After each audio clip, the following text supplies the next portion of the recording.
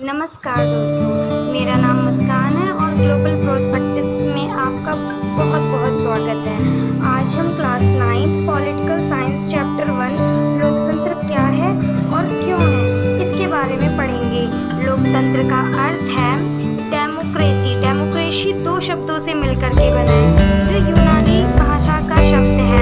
डेमोक्रेशिया का अर्थ होता है, डेमोक्रेशिया दो शब्दों से मिलकर के बना है, जिसमें पहला शब्द है डेमोस, इसका अर्थ होता है लोक, और क्रेशिया का अर्थ होता है शासन।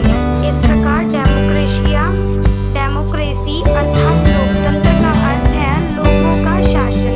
लोकतंत्र शासन का वह रूप है जिसमें शासकों का चुनाव जनता करती है, इसीलिए लोकतंत्र कहलाता है। और लोकतंत्र निष्पक्ष और स्वतंत्र चुनाव पर आधारित होता है। लोकतंत्र में हर वयस्क नागरिक का एक वोट होता है। लोकतांत्रिक सरकार संवैधानिक कानूनों और नागरिक अधिकारों के आधार पर ही काम करती है।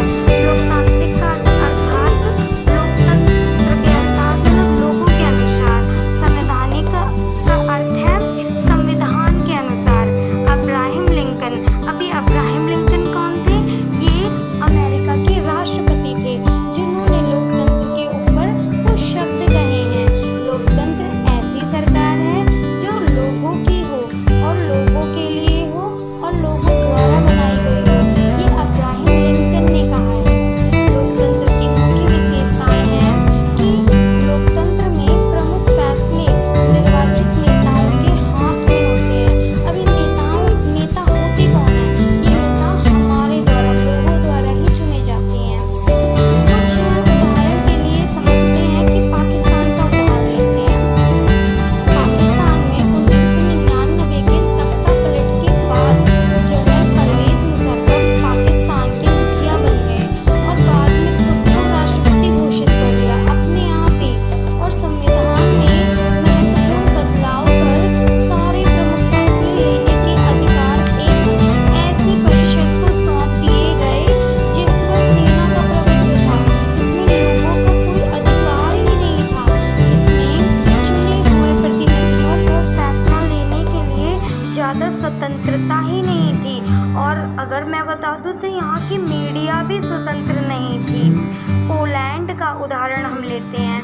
इस प्रकार पोलैंड में कम्युनिस्ट का शासन के दौरान देश के महत्वपूर्ण फैसले सोवियत रूस द्वारा लिए जाते थे, ना कि पोलैंड की चुनी हुई सरकार द्वारा।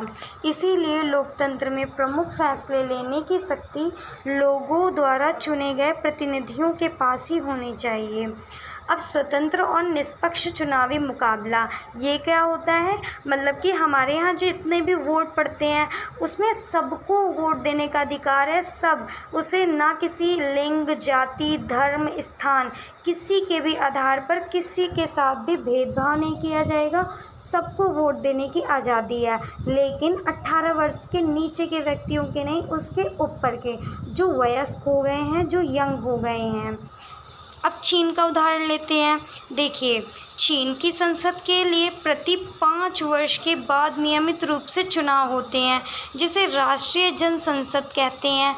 चुनाव लड़ने से पहले सभी उम्मीदवारों को चीनी कम्युनिस्ट पार्टी से मंजूरी लेनी पड़ती है और सरकार हमेशा कम्युनिस्ट पार्टी की ही बनती है। मतलब कि यहाँ पर लोकतंत्र है ही नहीं। यहाँ पर क्या है? सिर्फ नाम मात्र लोकतंत्र है। कहने के लिए चुनाव होता है, लेकिन केवल एक ही पार्टी जीतती है। वो पार्टी है कौन सी? Communist party. मैक्सिको का उदाहरण लेते हैं। मैक्सिको में हर 6 साल में राष्ट्रपति चुनाव होते हैं।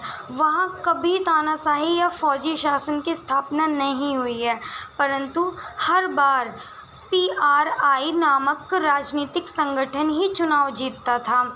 और वहाँ विपक्षी दल थे, और परंतु चुनाव पूर्ण रूप से इस पार्टी के नियंत्रण में होता था। यहाँ तक कि विद्यार्थियों को कहा जाता था कि वह पेरेंट्स को कहें कि केवल पीआरआई के लिए ही वोट करें, और मीडिया, सरकारी मशीनरी, सरकारी कर्मचारी, सभी लोगों को पीआरआई के लिए कार्य करना पड़ता था। इसीलिए केवल चुनाव करवा देना भर ही पर्याप्त नहीं है, चुनाव स्वतंत्र और निष्पक्ष भी होने चाहिए। धन्यवाद। अब हम आगे दूसरे पार्ट में बात करेंगे।